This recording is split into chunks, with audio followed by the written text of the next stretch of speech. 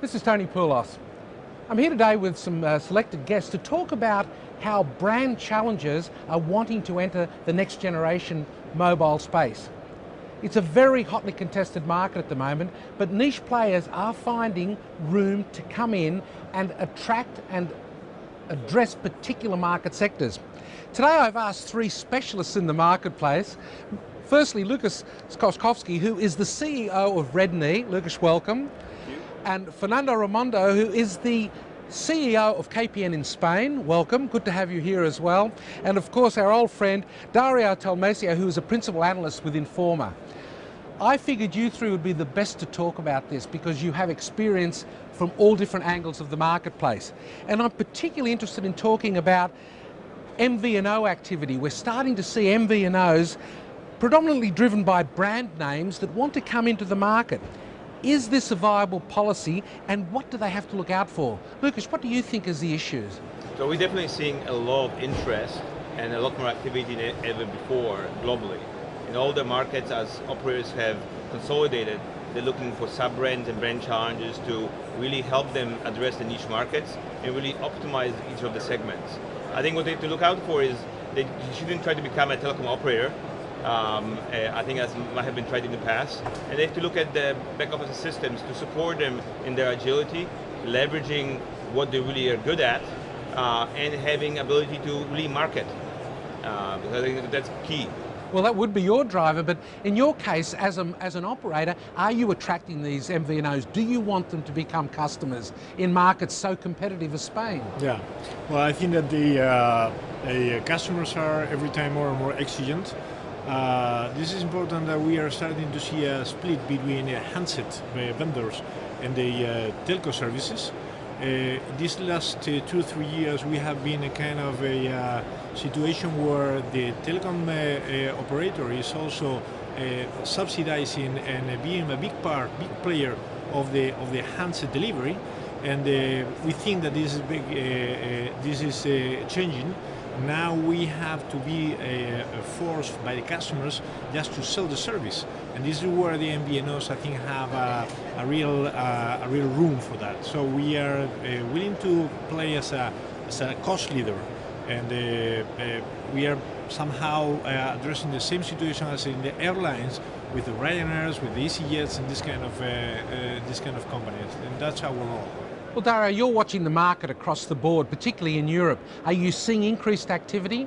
And are they only brand players coming into this space, or are there other operators that are coming into the markets, their competitive markets as well?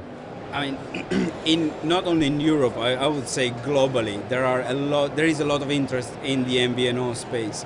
Particularly Europe has been booming over the past year in regard to the MVNO space.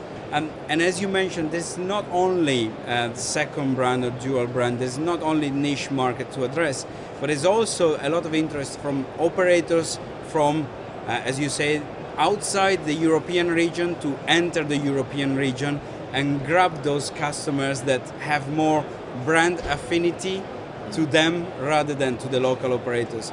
But the beauty of the MVNO market is that you can't just determine what is going to be successful today. You have to be able to change very frequently and to change very rapidly to the evolving market dynamics. And that's why we see so many MVNOs in the market, and that's why we see that these niche players achieve certain results that can't be achieved by a monolithic big brand like the one we know it. Well, that leads me back to Fernando. As an operator who hosts MVNOs, what do they have to do to differentiate themselves, and how are they doing it? Are they limited by what you can do on the network, or are they coming with their own ideas and concepts? Us, yes. How do we differentiate? Yes. I think that we have basically to address exactly what the customers are asking for.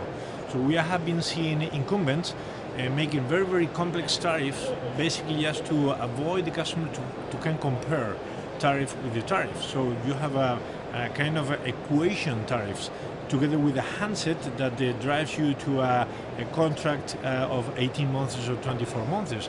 The customer doesn't want that. The customer just asks for simplicity.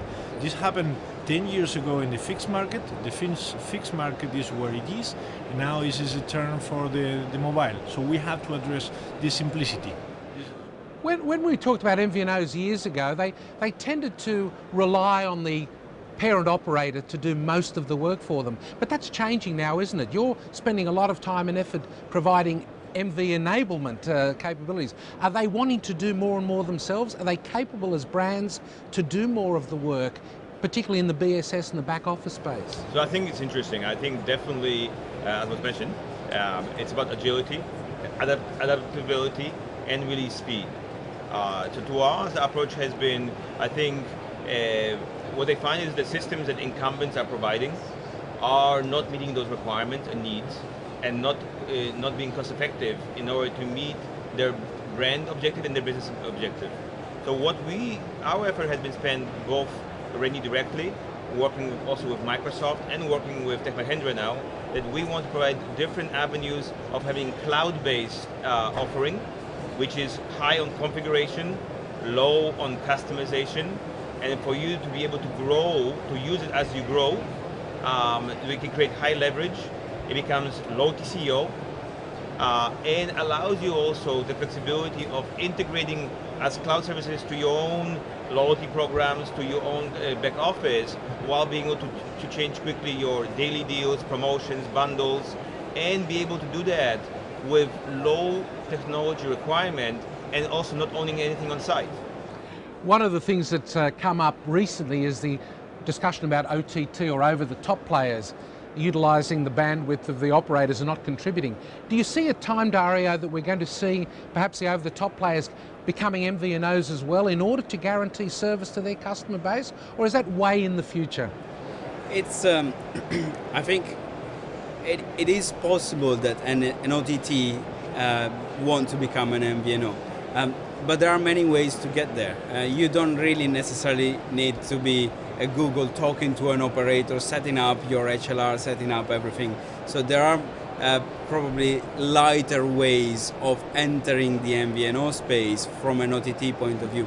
What we didn't see before were OTT launching the MVNO, simply because the integration process was way too difficult, simply because they come from a completely different area.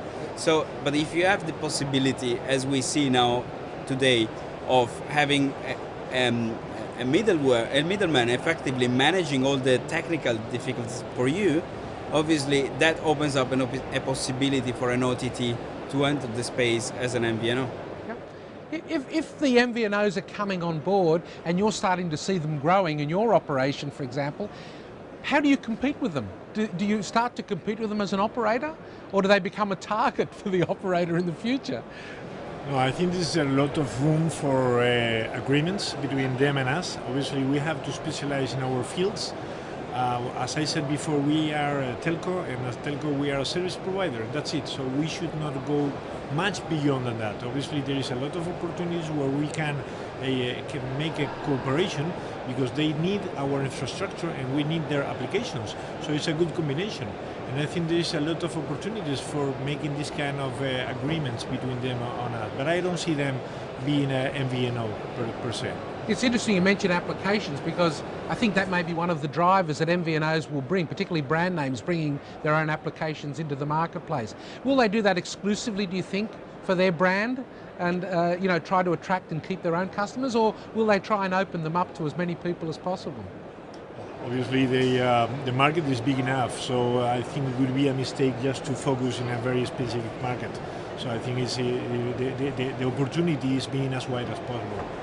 And how big is the market?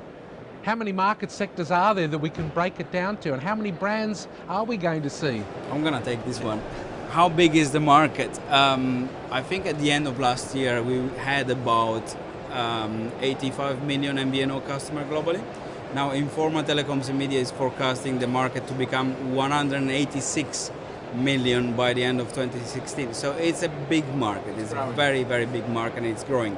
Obviously, traditionally the level of revenues that an MVNO brings in are different from the one of a mainstream operator because the target market is different. So that is some sort of a misconception that there is in the industry sometimes, that MVNOs do not make money. Actually, MVNOs that work properly do make a lot of money, with profits that exceed the one of the hosting operator. So, well, go on. Yeah, so I think to build on that, I see the market actually growing, because as you remove the barriers to entry, if I can start and have an MVNO which is profitable for 1,000 people in my community, because I can leverage cloud technologies and I can have configuration, I don't have to try to replicate the complexity I had before, you will start seeing splintering. And I think operators themselves are trying to create multiple of their own brands to address, because they found that their big one brand doesn't appeal to their broad segments that they already have. But also what they're realizing is the MVNOs and sub-brands are their friends. They load the network, they create demand, they also deal with the simplify or make the service more complex. And as you have multiple different parties, both consumer but also businesses, where business-oriented MVNOs get generated with cloud services, cloud applications, which are for vertical specific, e-health, transportation, government services. You have a bit more specialized, where some of the MVNOs will become system integrators for the verticals. So it becomes quite, I think the growth is opening up, so it's almost a greenfield within the mature field. So it sounds like we're all in violent agreement that MVNO market is going to boom again, and hopefully this time round be more successful than it was with the initial offerings we saw 5, 6, 8 years ago. Would you agree? Definitely agree. I think what we saw back in 2006 and 8 was a natural cool down of a market that became probably overhyped. But what was hyped 3, 4, 5 years ago is now become a reality. Yes. So definitely we see now that all the talks that happened 5 years ago helped to shape the market as it is, and it is going to be in future. But from our perspective, we definitely see the MVNO market growing in size and proliferating in different countries. There are a lot of countries that do not have MVNOs today, and we will see by the end of 2012 a lot of more countries hosting MVNOs. Dario, Fernando, Lucas, thank you very much for being with me today. Yeah, thank you. Very Thank you. interesting conversation. Thanks. Thank you very much.